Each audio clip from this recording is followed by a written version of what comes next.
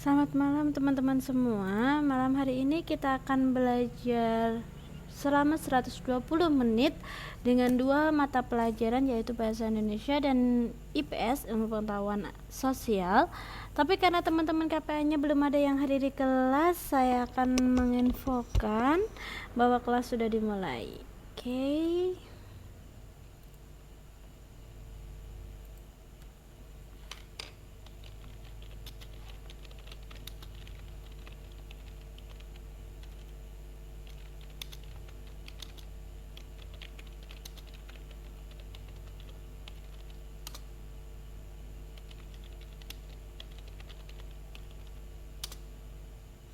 Oke, tadi sudah saya infokan bahwa kelas sudah dimulai.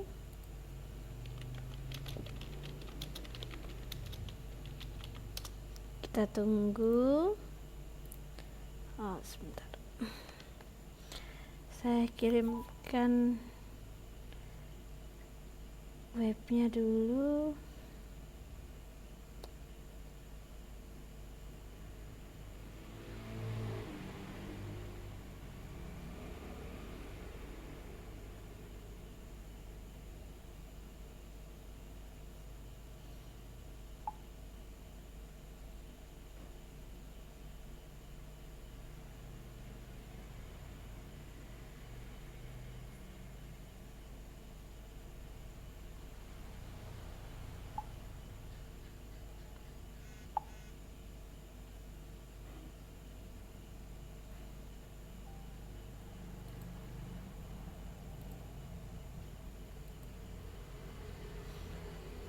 Oke, kita tunggu beberapa menit dulu sampai teman-teman KPA-nya hadir di kelas ya.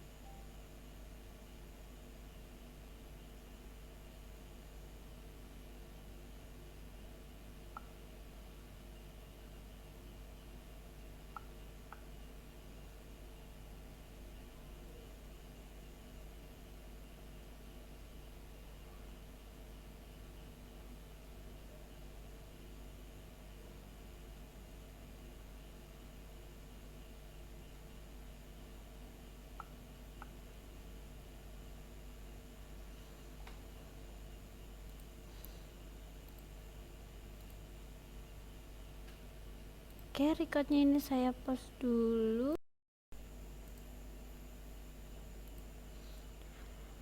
Oke, selamat malam. Karena ini teman-teman mungkin masih pada sibuk, jadi saya akan start kelasnya terlebih dahulu.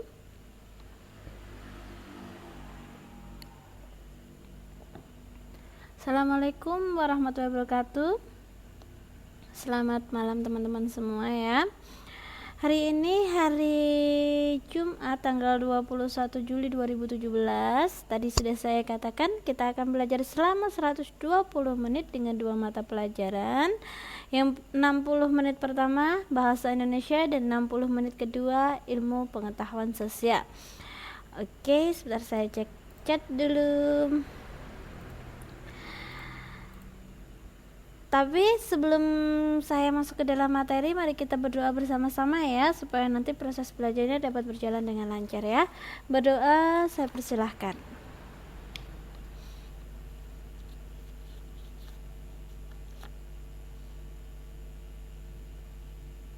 Oke, berdoa selesai, terima kasih banyak.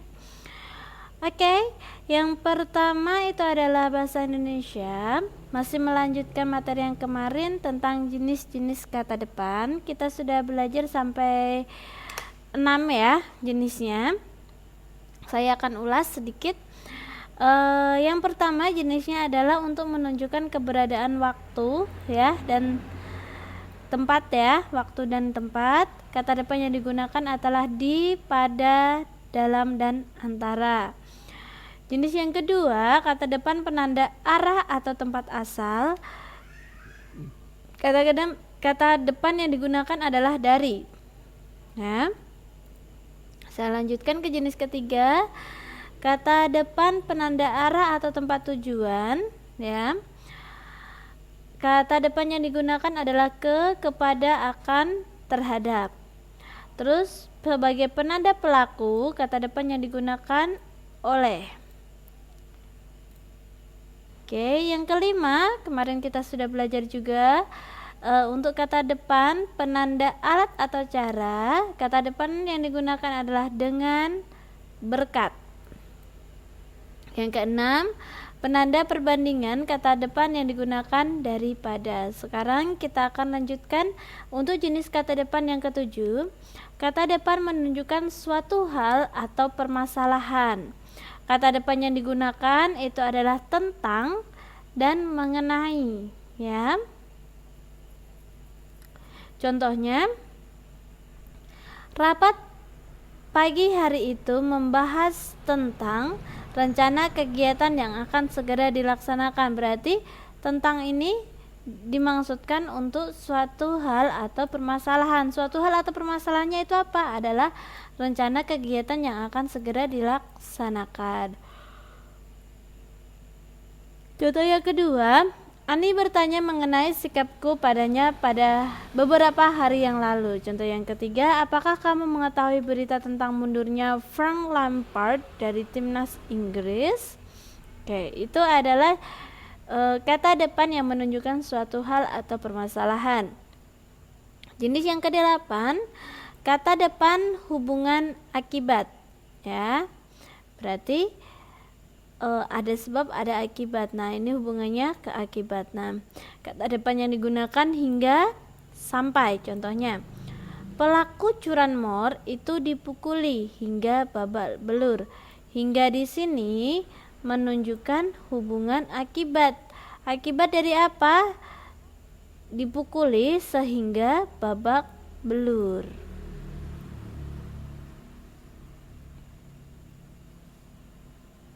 Oke, saya lanjutkan contohnya lagi.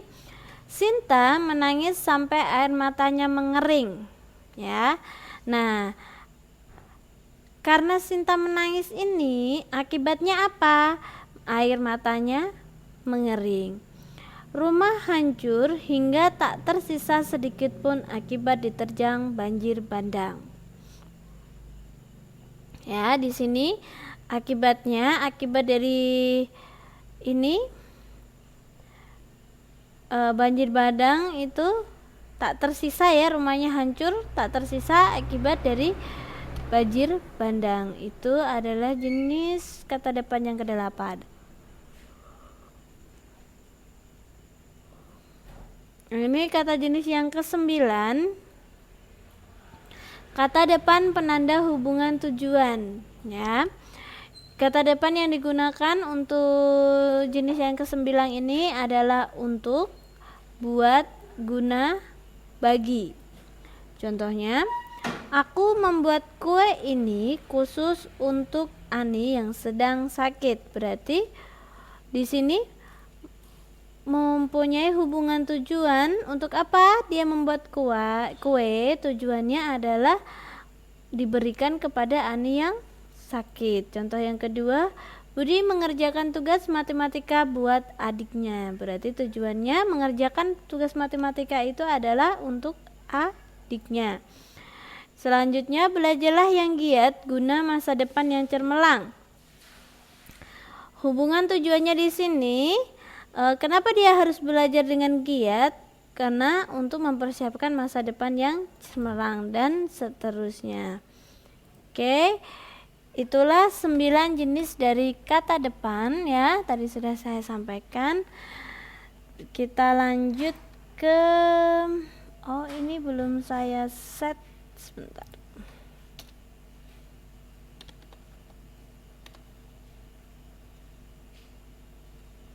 Sambil nunggu teman-teman KPA-nya hadir, saya setting halamannya dulu.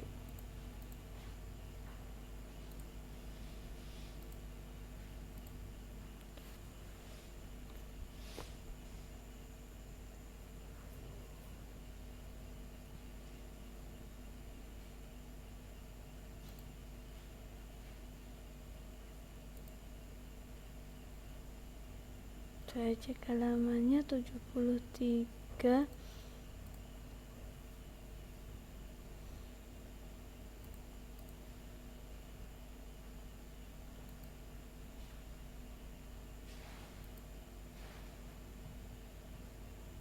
Oke, kita tunggu loadingnya ya.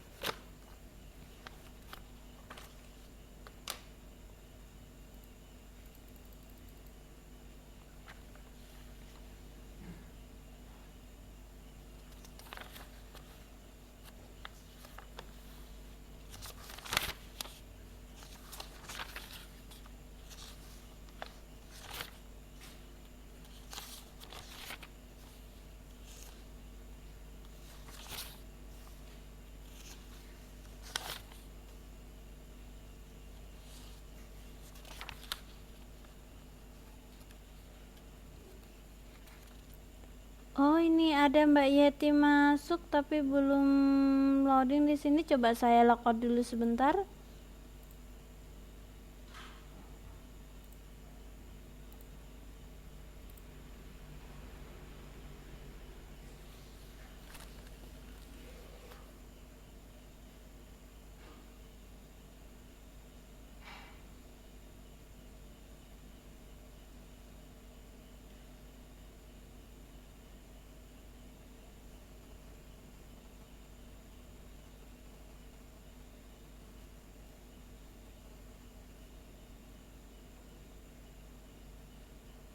Oke, ini sudah kelihatan ini.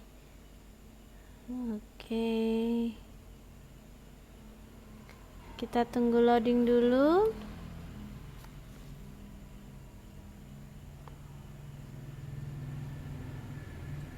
Oke. Halo Mbak Yeti, bisa dengar suara saya?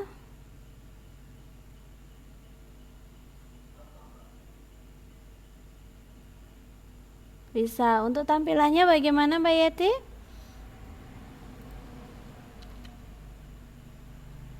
Oke ya. Tadi kita sudah ini ya. Tadi Mbak Yeti belum datang. Tadi sudah melanjutkan ya. Jenis kata depan hingga ke-9. Kemarin kita sudah belajar sampai 6 ya. Nah, sekarang kita coba untuk latihannya. Sebentar, ini kursornya ada sedikit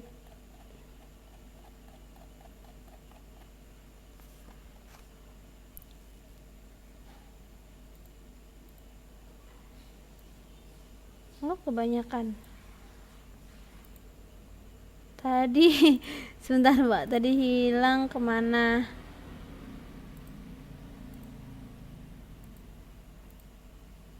Oh, ini dia. Nah, kita latihan untuk ini ya, melengkapi kalimat dengan kata depan di atau pada. Di sana kelihatan ya Mbak Yati ya. Nah, kita coba yang nomor 1. Konser Akademi Fantasi Indosiar atau AFI dipergelarkan TMII atau Taman Mini Indonesia Indah.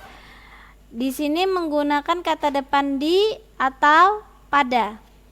Nomor 1 Mbak Yeti, boleh dicoba. Konser Akademi Fantasi Indosiar AFI dipergelarkan di. Oke, tepat sekali. Ini di menunjukkan tempat ya. Nah, yang kedua, Pesta Seni SD Sukawati berlangsung hari Minggu pagi. Pada. Oke. Yang ketiga, setiap hari Sabtu kami menonton layar lebar bioskop. Di. Oke. Kami terbangun karena pagi buta sudah terdengar alunan musik calung.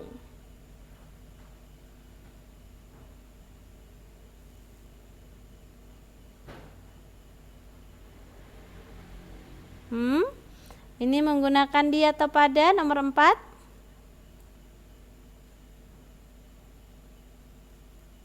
Oke, pada. Sementara ini latihan tari bela berada rumah paman. Di.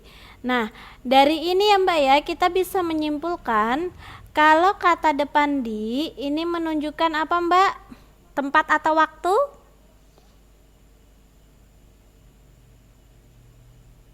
Tempat. Nah, kalau pada di sini menunjukkan apa? Waktu. Oke, bisa dipahami ya Mbak ya. Oke, kita lanjutkan. Nah, kita coba ini ya, memilih jawaban yang tepat. Nomor 1 kita coba kerjakan ya. Seni drama Ramayana hanya dipergelarkan bulan purnama. Kata depan yang tepat untuk melengkapi kalimat di atas adalah di. Benar. Di sini bulan purnama. Ya, saat bulan purnama. Oke, yang kedua. Lukisan R.A. Kartini dipasang tepat atas lemari. Kata depan yang tepat untuk melengkapi kalimat di atas adalah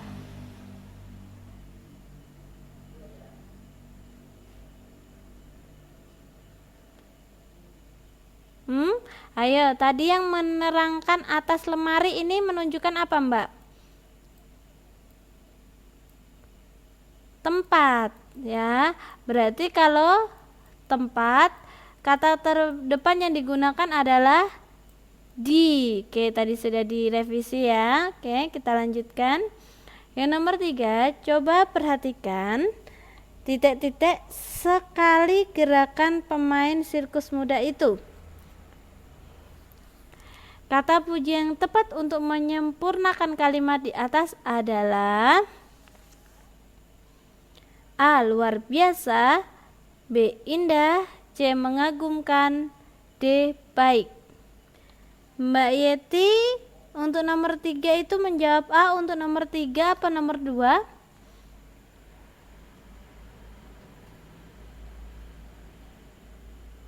Oke, nomor 3 yang B. Oke, kita lihat ya. Coba perhatikan sekali gerakan pemain sirkus muda itu. Kalau gerakan, nah gerakan kira-kira kalau ingin menunjukkan sesuatu pujian ya, untuk menunjukkan pujian, apakah kalau gerakan itu menggunakan luar biasa, indah, mengagumkan, atau baik?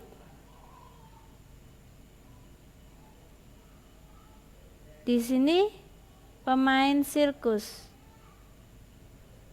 Pemain sirkus apakah gerakannya indah?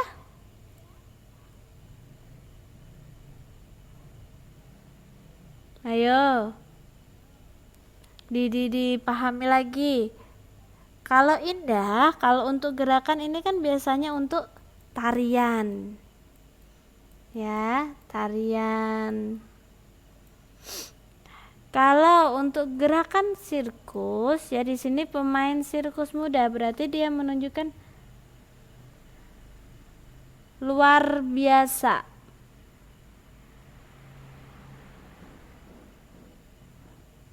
Luar biasa. Kalau ini ya Mbak ya, A, B, C, D, ini bisa digunakan semua untuk kalimat pujian. Tetapi yang paling tepat yang bisa menyempurnakan kalimat di atas adalah mengagumkan. Kalau luar biasa ini biasanya ini ya untuk apa ya, kurang pas. Saya kesulitan untuk bicara. Coba saya cek dulu tadi ada, oh tidak ya, saya kira ada inbox.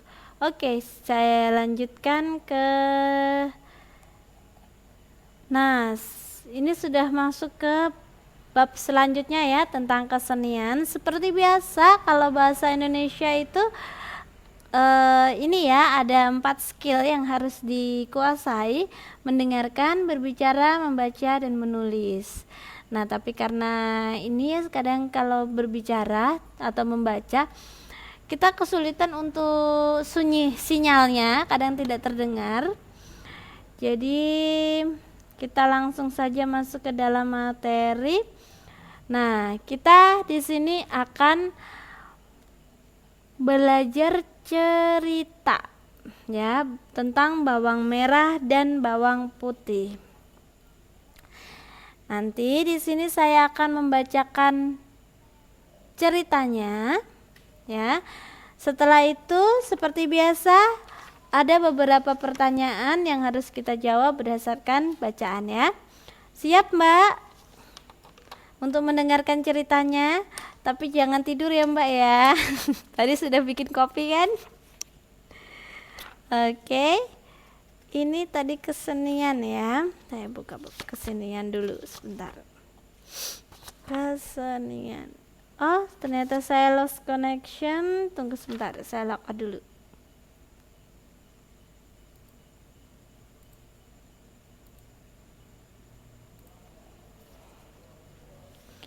Oke, biarkan loading dulu.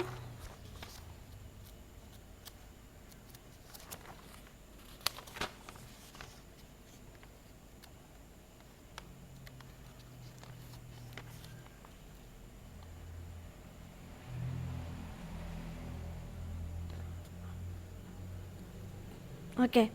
Halo Mbak Yati, bisa dengar suara saya?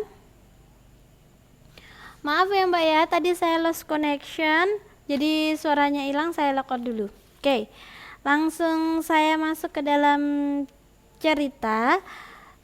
Pasti sebelum saya cerita, pasti Mbak Yati sudah ada gambaran seperti apa sih ceritanya bawang putih dan bawang merah ya. Ini cerita rakyat yang cukup terkenal sekali di Indonesia. Oke, jadi ini ya, banyak sekali nilai-nilai moral yang bisa kita petik dari cerita rakyat bawang putih dan bawang merah. Oke, saya langsung saja bacakan ceritanya. Bawang putih, bawang merah. Di desa Dadapan tinggal seorang janda dengan 2 anak gadisnya. Orang desa itu menyebut janda tersebut Mak Janda Dadapan. Anak kandungnya bernama Bawang Merah. dan anak tirinya bernama Bawang Putih. Perlakuan Mak Janda kepada dua gadis ini sangat berbeda. Saya turunkan dulu sebentar. Terhadap Bawang Merah, anak kandungnya, Mak Janda sangat memanjakan. Segala keinginannya dituruti. Kepada Bawang Putih, anak tirinya, Janda itu sangat kejam. Segala pekerjaan harus dilaksanakan oleh Bawang Putih. Sehari-hari Bawang Putih bekerja keras. Sedikit saja ia membuat kesalahan, pasti dihukum oleh Mak Janda. Pada suatu hari, Bawang Putih disuruh mencuci banyak sekali. Setengah hari ia baru selesai. Karena lelah, ia tak mengetahui kalau ada satu baju yang terhanyut terbawa air. Begitu emaknya tahu, ia mendapat marah besar. Ia dipukuli dengan rotan sampai luka-luka. Siang itu juga Bawang Putih harus mencari baju itu. Ia menyusuri sungai sambil bertanya kepada orang-orang yang dijumpainya sepanjang sungai itu. Sementara perutnya sangat lapar karena dari pagi ia belum diberi makan emaknya. Sepanjang perjalanan ia meneteskan air mata. Ia terus berjalan mencari baju yang hilang itu. Beberapa orang yang telah dijumpainya mengatakan tidak tahu tentang baju itu. Sampai ia menjumpai seorang nenek yang sedang mencuci beras di sungai. "Nek, apakah tadi nenek melihat baju terhanyut di sungai ini?" "Oh, ya, tadi saya lihat, lalu saya pungut. Ayolah ikut ke rumah nenek, nanti nenek kembalikan." Bawang Putih sangat girang mendengar jawaban itu. Terasa hilang lelah dan laparnya. Dimintanya bakul dan tempayan yang dibawa nenek itu. Ia tak tega melihat nenek tua itu membawa bakul berisi beras dan tempayan besar. Nenek tadi sebenarnya seorang raseksi. Orang sekitar hutan itu menyebutnya Nenek Buto Ijo. Setelah sampai di rumah nenek itu, barulah Bawang Putih sadar bahwa nenek itu seorang raseksi. "Bantulah aku memasak, nanti ku kembalikan bajumu," kata nenek itu sampai di rumahnya.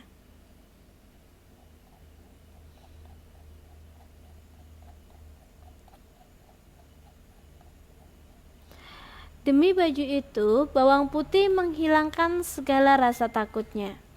Ia bersedia membantu memasak nenek itu.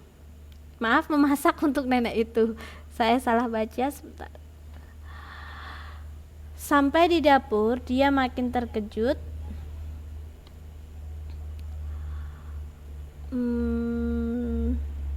Peralatan dapur nenek itu berasal dari tulang-tulang manusia. Demikian pula kayu bakarnya. Dengan rasa takut, Bawang Putih tetap bekerja.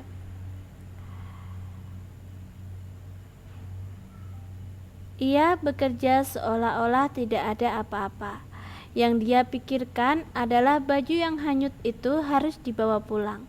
Setelah siap semua, dengan tenang dia menemui Nenek Buto Ijo. "Nek, semua sudah selesai. Saya mau pulang sekarang." "Jangan pulang dulu, Nduk. Ini sudah hampir gelap. Jangan-jangan di tengah jalan kamu bertemu kakek Buto. Nanti kamu bisa diterkam. Sebaiknya kamu bermalam dulu. Nanti saya simpan di bawah tutup kuali."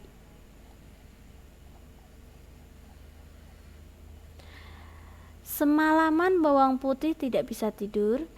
Dia ketakutan kalau sampai diterkam kakek Buto Ijo. Pagi-pagi benar Nenek Buto membuka tutup kuali itu. Baju yang hanyut itu diberikan kepada Bawang Putih. Ia juga memberi upah kepada Bawang Putih karena telah membantunya. Nenek itu memberinya sebuah waluh atau labu merah. Ia juga berpesan agar waluh itu jangan dibuka sebelum sampai rumah. Dengan gembira Bawang Putih kembali pulang. Sampai di rumah, baju dan waluh itu diserahkan kepada emaknya. Waluh itu segera dibelah oleh mak janda. Betapa terkejutnya dia, waluh itu berisi emas dan permata yang indah-indah. Mak janda sangat senang, ia kaya mendadak. Namun, dasar watak mak janda yang serakah, ia lalu menyuruh bawang merah berbuat serupa. Anak itu menyanggupi, karena sangat iri dengan bawang putih yang mendapat banyak perhiasan.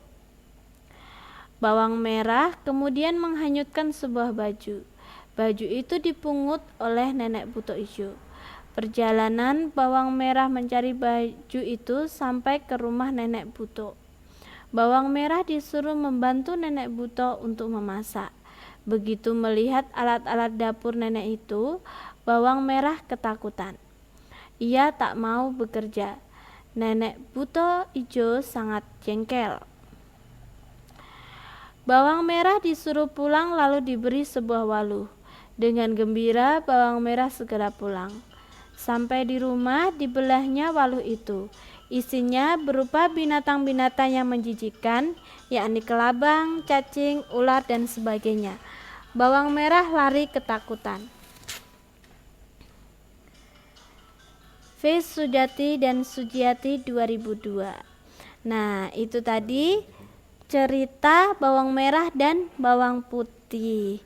Ceritanya agak berbeda dengan ini ya Mbak ya. Seri Jawanya banyak sekali serinya, tapi intinya sama, bahwa bawang putih ini diperlakukan tidak adil oleh ibu tirinya ya.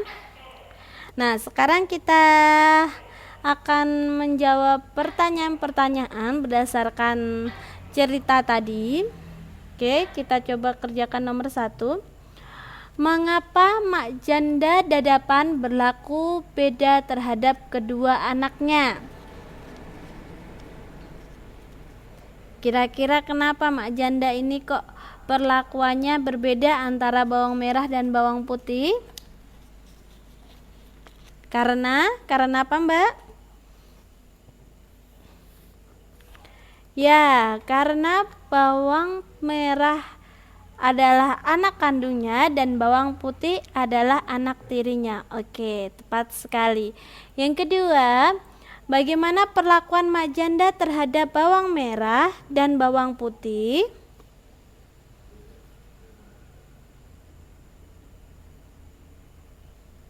Bagaimana perlakuannya kepada bawang merah dan juga bawang putih, Mbak? Di sana bawang merah dimanja, sementara bawang putih, Mbak,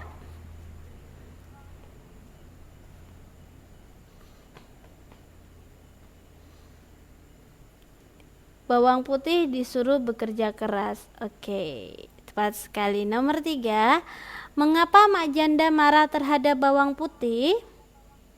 Kenapa tadi sangat marah sehingga bawang putihnya dipukuli dengan rotan?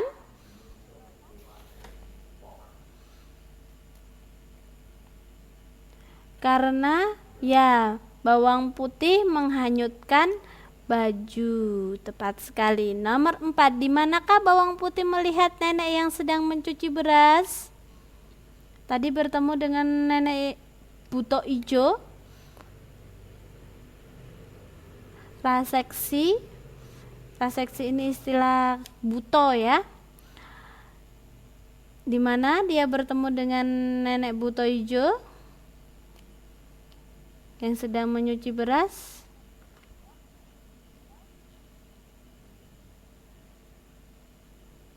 Ya, tepat sekali, di sungai. Nomor 5 yang terakhir, siapakah sebenarnya si nenek itu? Siapa nenek yang ditemui oleh bawang putih di sungai tadi, Mbak?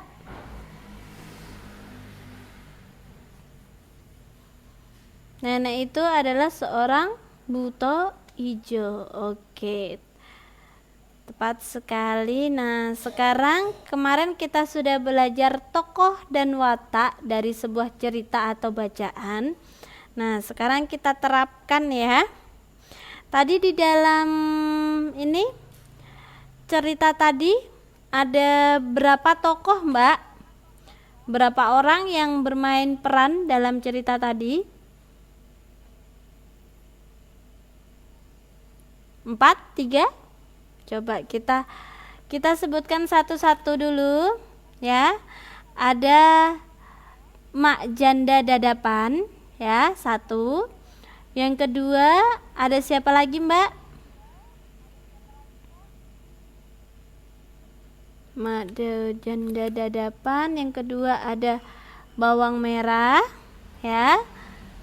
Terus siapa lagi? Ada bawang merah, ada bawang putih. Nah, tambah satu lagi siapa? Ya, si nenek buto ijo. Berarti tokoh dalam cerita bawang merah bawang putih berarti ada 4 tokoh ya. Nah, setiap tokoh ya ini mempunyai karakter atau sifat atau kepribadian masing-masing. Nah, coba kita ulas satu persatu. Dari mak janda dadapan dulu ya, Mbak ya. Kita ulas dari mak janda dadapan. Sifat atau watak yang dimiliki mak janda dadapan ini apa, Mbak? Tadi dari bacaan cerita watak atau sifatnya serakah, tepat sekali, terus jahat, terus satu lagi tidak adil karena dia memperlakukan bawang merah dengan begitu dimanja dan bawang putih sangat keras ya. Terus sifat dari bawang merah, oke saya tulis bawang merah, iri hati dan manja, tepat sekali. Terus untuk bawang putihnya, Mbak? Oh, Mbak Yeti sudah ini ya, lancar untuk menentukan watak. Baik hati, banyak sekali ya sifatnya ya. Sabar, terus rajin ya. Dan juga tadi dia pemberani. Karena dia membantu ini ya. Oh, tidak tegaan. Bahasa Indonesia yang tepat apa ya? Peduli pada sesama ya, peduli. Terus tenang ya, lihat, dan lain sebagainya. Oke. Nah, tenang, saya nulis tenang kok keliru terus. Terus yang terakhir itu nenek buto ijo. Bagaimana sifat dari nenek buto ijo ini, Mbak? Sifat dari nenek buto ijo, sifatnya bagaimana?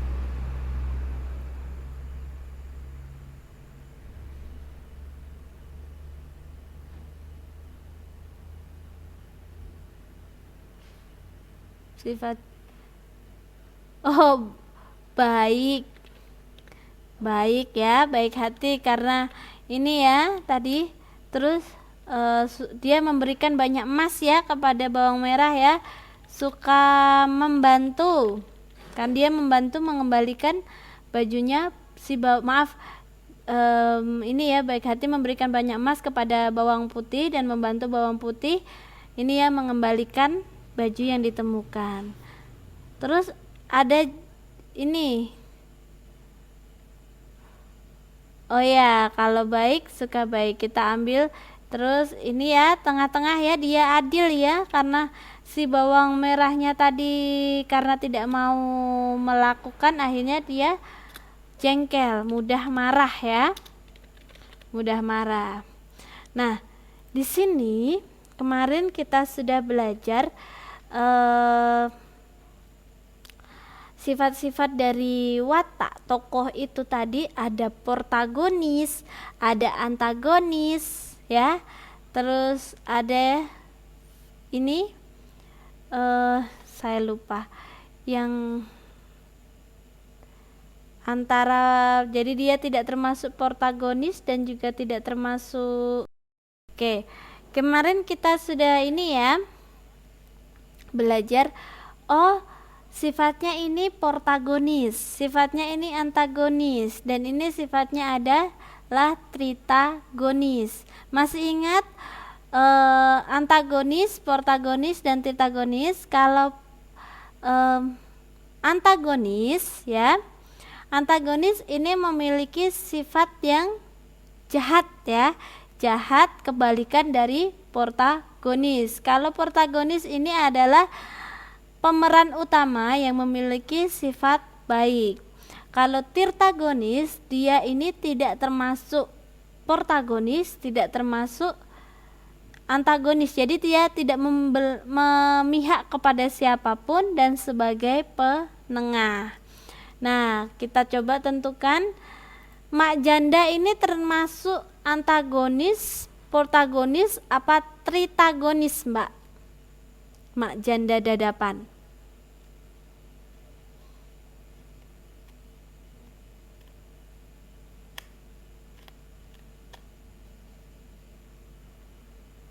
Yes, antagonis. Bawang merah antagonis juga ya, karena dia memiliki sifat yang hampir sama dengan ibunya. Bawang putih, bagaimana sifat dari bawang putih ini, Mbak? Dia termasuk antagonis, protagonis apa tirtagonis? Ya, bukan parta tapi protagonis. Protagonis ya, Mbak. Nah, ini protagonis untuk bawang putih. Nah, nenek buto ijo ini dia termasuk pihak antagonis apa pihak protagonis nih, Mbak? Ya, tirtagonis. Trita, Mbak. Ini bukan tirta tapi tritagonis. Jadi dia tidak memihak pada bawang putih maupun bawang merah. Dia di sini tengah-tengah ya. Oke. Itu tadi tentang tokoh dan watak. Sekarang kita akan tentang latar cerita. Nah, latar cerita atau sering disebut dengan setting ya. Kadang ada yang menyebutnya latar cerita atau setting. Ini ada dua ya. Ada latar tempat.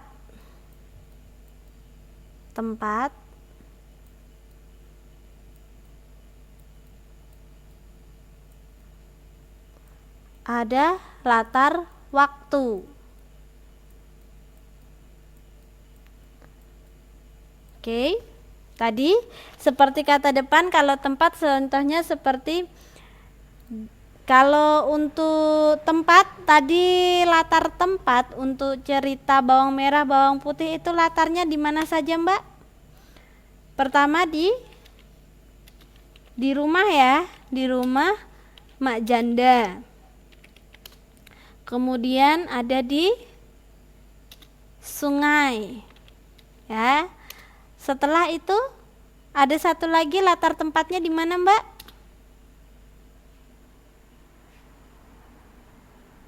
Di hutan. Ya, di hutan. Ini tadi kan di sungai. Terus yang itu yang dia membantu memasak berarti di rumah nenek buto ijo. Oh, ijonya saya turunkan. Ijo. Ini ada Mbak Aisyah, saya sapa dulu. Selamat malam Mbak Aisyah. Bisa dengar suara saya? Malam juga Mbak, bisa. Untuk tampilannya bagaimana Mbak? Di sana oke?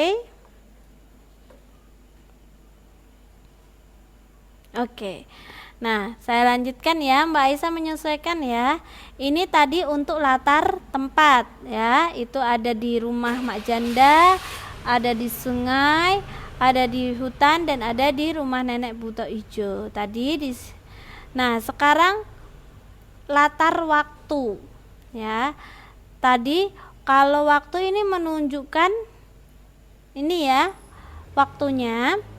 Berarti di situ tadi ketika bawang putih mencuci itu pagi hari ya, pagi hari, pada pagi hari.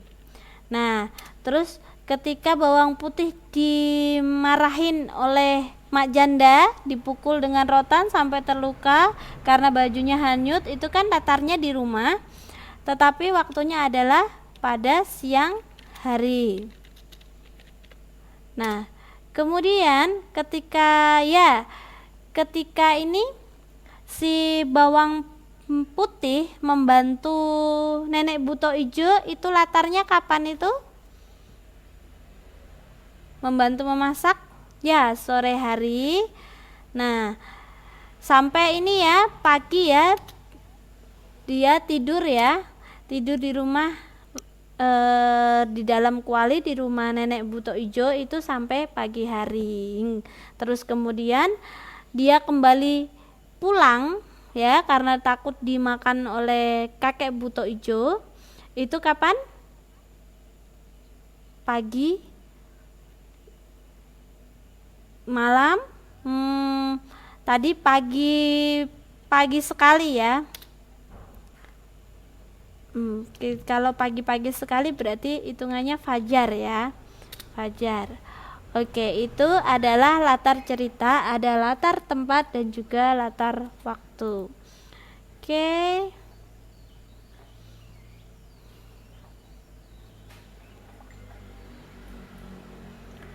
Di sini ada percakapan karena kita tidak bisa memperagakan karena ini butuh ekspresi. Saya lanjutkan. Ini mencatat pokok-pokok informasi dari narasumber. Oke, ini saya akan membacakan. Kalau gitu saya akan membacakan teks percakapan ya yang dikutip dari majalah Bobo tahun ini ya 2002. Maaf, ini kalau bacanya ini saya kurang bisa ini bacanya, yang edisi 3 Juni 2004 ya. Nanti kita akan mencatat pokok-pokok informasinya. Kemarin kita sudah belajar mencatat pokok-pokok informasi. Itu diambil intinya, hal-hal yang penting ya. Nah, siap ya teman-teman ya, saya akan bacakan. Ini adalah percakapan antara narasumber dengan reporter. Oke, siap ya. Selamat siang pemirsa TV Mega. Saat ini saya akan melakukan wawancara dengan salah seorang guru tari, yaitu Mimi Rasinah. Selamat siang Mimi. Selamat siang Mbak. Sejak kapan Mimi menari topeng? Mimi mulai menari sejak usia 5 tahun. Umur 7 tahun Mimi sudah ikut bapak mengamen tari topeng. Umur 9 tahun Mimi pertama kali naik panggung untuk acara sunatan. Ntar saya turunkan dulu teksnya. Apakah bapak dan ibu Mimi seorang penari? Bapak dan ibu Mimi dalang tari, bapak asli dalang topeng, emak dalang tari ronggeng ketuk. Nah, bakat dari bapak ini ditularkan ke Mimi. Selain mengamen, apakah Mimi juga sekolah? Zaman dahulu orang kecil seperti Mimi tidak sekolah, yang bisa sekolah hanya anak-anak orang kaya dan anak pejabat. Tarian apa saja yang Mimi kuasai? Tari panji, pamindo atau samba putih, samba merah, tumenggung, klana gandrung, klana udeng, klana kuprah, rumpiang, jinggan anom, dan dursasana. Selain menari, apa kegiatan Mimi sekarang? Setiap hari Senin, Kamis, dan Minggu, Mimi mengajar tari topeng di rumah Mimi. Muridnya kalau berkumpul semua ada 40 orang. Mimi juga mengajar tari di SD Plumbon Indramayu. Terima kasih atas penjelasannya Mimi. Demikianlah wawancara saya dengan guru tari topeng Mimi Rasina. Semoga berguna bagi semuanya. Nah, dari percakapan ini teman-teman, kita tahu narasumbernya ini namanya siapa, pekerjaannya apa, terus kegiatan apa saja yang dia lakukan. Nah, berarti teman-teman kan sudah bisa menarik informasi intinya ya, informasi yang pentingnya ya. Nah, untuk sebagai buktinya coba kita jawab. Nah, ini mencari mencari pokok-pokok informasi. Yang pertama, siapa nama narasumber? Siapa tadi teman-teman nama narasumbernya yang diwawancarai?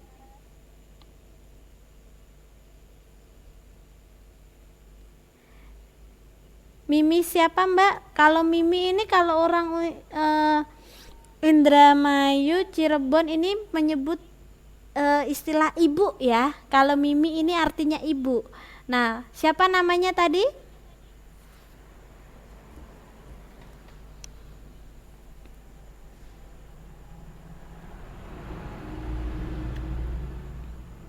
Ya, Mimi Rasina ya.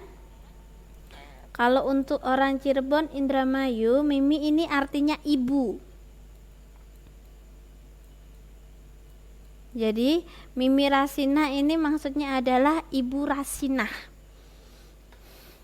Mbak Yeti baru tahu ya, karena soalnya Mbak Yeti ini ya bukan orang Lombok ya. Terus kita coba yang kedua. Apa pekerjaan narasumber? Oh, Ina. Ina. Tambahan kata-kata baru buat saya ya Mbak ya. Untuk pekerjaannya Mimi Rasina tadi apa teman-teman? Mimi Rasina kerjaannya apa? Pekerjaannya tadi?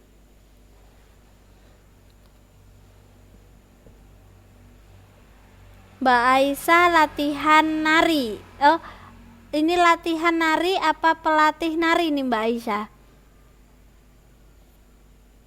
Ya, pekerjaannya ya guru tari topeng atau pelatih ya, karena dia juga melatih anak-anak ini ya, pelatih tari topeng. Oke. Nah, nomor 3, siapa yang mewawancarai narasumber? Tadi reporternya berasal dari mana? Ya, reporter TV Mega.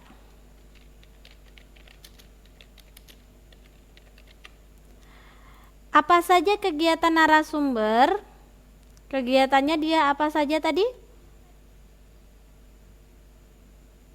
Pada hari Senin, Kamis apa tadi?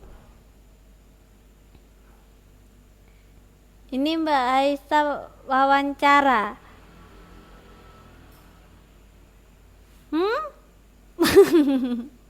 Mbak Aisyah sama Mbak Yeti kompakan wawancara menjawab pertanyaan reporter. Ya, dia menjawab pertanyaan reporter. Nah, dari pertanyaan reporter ini kita tahu kegiatan si Mimi Rasina ini apa saja. Tadi kan kegiatannya selain ini nih, di sini nih kita bisa lihat dari sini. Apa kegiatannya? Jadi dia mengajar tari topeng ya, mengajar tari topeng dan juga mengajar tari di SD. Itu kegiatan dari Mimi Rasina. Menjelaskan kegiatannya. Ya, kegiatannya harus dijelaskan di sini apa saja. Jadi dia mempunyai dua kegiatan ya, teman-teman ya. Yang pertama itu mengajar tari topeng di rumah, terus mengajar tari di SD Plumbon. Oh, Plumbonnya sebentar. Plumbon Indramayu. Nah, itu adalah 2 kegiatan dari Mimi Rasina. Nah, nomor 5, sebutkan jenis tarian yang disebutkan narasumber. Coba. Di sini ya, teman-teman ya. Oh, terlalu tinggi. Di sini bisa dilihat narasumber ya. Tarian apa saja yang Mimi kuasai? Nih, di sini ada disebutkan banyak sekali. Ada tari Panji, Pamindo, ya, tari topeng, Samba putih, samba merah, tumenggung, kelana gandrung, kelana udeng, kelana kupra, rumpiang, jinggon anom, dan dursasana. Jadi itu adalah tarian yang disebutkan oleh narasumber, yaitu Mimi Rasina. Bagaimana kira-kira kalau untuk mendapatkan pokok-pokok informasi, apakah ada kesulitan teman-teman? Pada intinya pokok-pokok informasi adalah hal inti yang penting, inti sarinya. Nah, jadi kata-katanya tidak harus sama dengan di teks. Teman-teman boleh olah dengan kalimat lain, tetapi intinya sama. Contohnya, saya tuliskan. Di dalam teks ada kalimat seperti ini.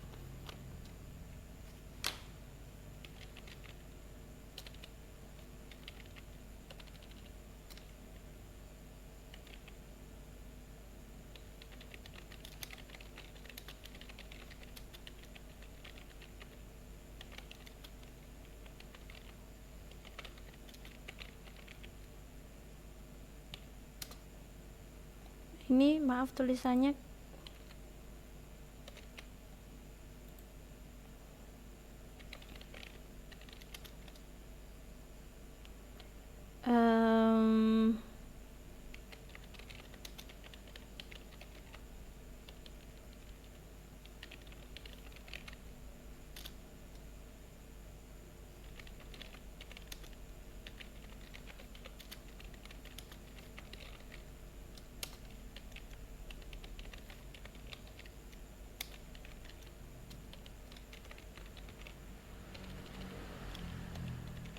melalui, iya Mbak, saya lagi ngetik Mbak Aisyah. Mbak Aisyah lokot. Membuang sampah dapat menyebabkan penyakit diare karena sampah membawa banyak bakteri yang dapat menjangkit melalui air. Nah, di sini ya, kita sebentar, ini tadi. Nah, membuang sampah dapat menyebabkan penyakit diare karena sampah membawa banyak bakteri yang dapat menjangkit melalui air. Nah, kira-kira pokok informasi yang bisa didapat di sini apa saja nih, Mbak? Banyak ya. Sampah menyebabkan diare. Bisa. Penularan diare melalui air, bisa. Nah, kan itu kan adalah intinya. Jadi kata-katanya nggak harus sama, tetapi intinya yang diambil itu yang dimaksud dengan pokok-pokok informasi. Ada yang ditanyakan? Halo Mbak Isa, bisa dengar suara saya?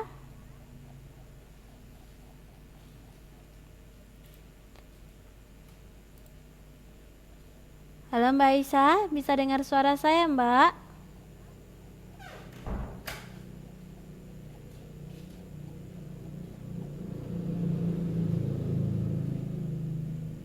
Ini coba saya lokot dulu, sepertinya Mbak Aisyah tidak bisa mendengar saya. Oh Mbak Yati bisa ya? Mbak Aisyah, coba saya lokot sebentar ya Mbak ya kalau gitu.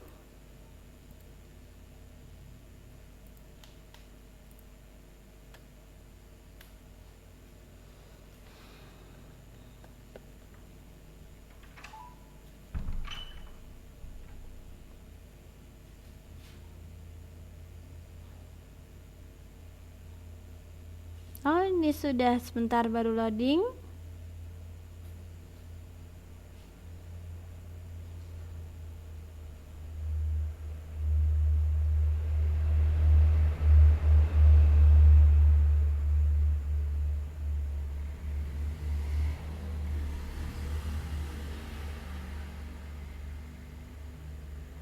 Oke, sekarang sudah bisa dengar ya Mbak ya.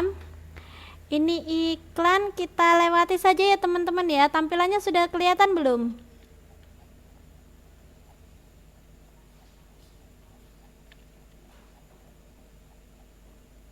Oke, ini melengkapi ini percakapan, kita lewati saja. Memberikan tanggapan, pujian dan kritikan kemarin sudah kita pelajari. Jadi dalam memberikan pujian atau kritikan ya, harus disertai dengan alasan yang jelas. Kalau memberikan kritikan menggunakan bahasa yang sopan ya. Kemarin kita sudah pelajari sebelumnya. Nah, untuk tugas bahasa Indonesia nanti saya akan share. Teman-teman membuat iklan ya. Nanti boleh iklannya melalui gambar ya. Di kertas saja. Seperti ini contoh ya, saya contohkan. Nah, saya ingin membuat iklan sampo ya. Di sini saya membuat gambar samponya. Nah, ini gambar sampo. Sebagai contoh saya tulisin sampo di sini. Nah, di sini saya akan menulis kata-kata yang singkat ya. Kalau iklan itu kan kata-katanya singkat tapi jelas. Singkat dan menarik. Rambut indah dan lembut.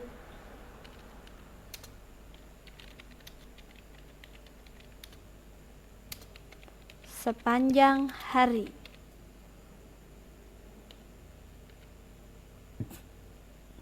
Nah, terus nanti di sini saya seandainya beri tulisan aroma apa gitu ya. Terus apa? Pokoknya teman-teman nanti bikin iklannya itu semenarik mungkin. Dengan penggunaan kata-kata yang singkat tetapi persuasif. Dia bisa menarik orang yang membaca untuk membeli produk seandainya itu yang diiklankan adalah produk. Ada yang ditanyakan nanti boleh silakan setelah dibuat di foto. Nanti saya akan share tugasnya di grup seperti biasa. Nanti silakan di komen di komenan ya teman-teman ya. Untuk tugas bahasa Indonesianya ada yang ditanyakan?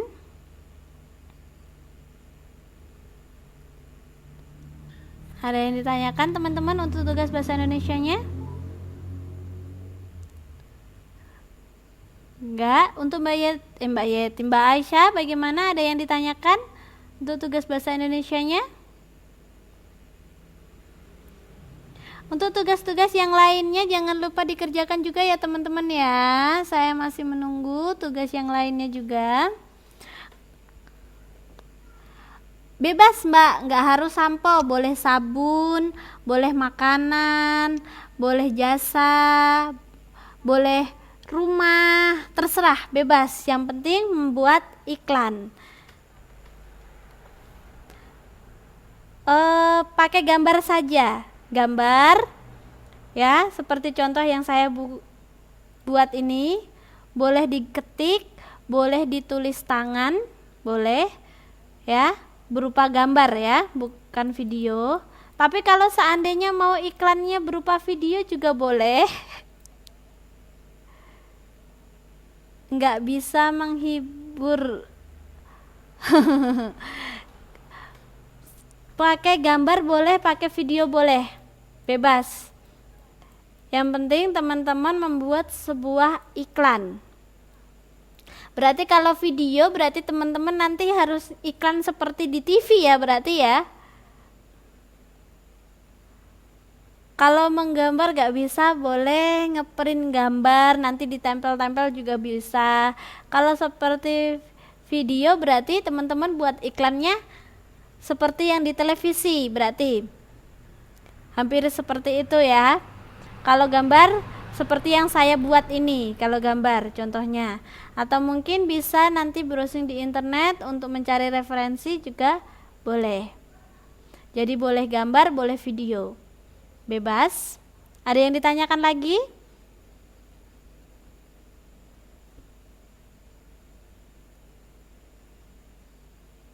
Oke, Mbak Yati sudah clear. Mbak Aisyah, ada yang ditanyakan lagi, Mbak?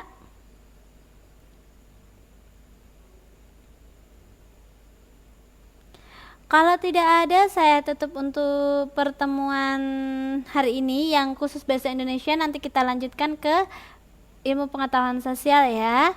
Oke, saya close untuk bahasa Indonesianya.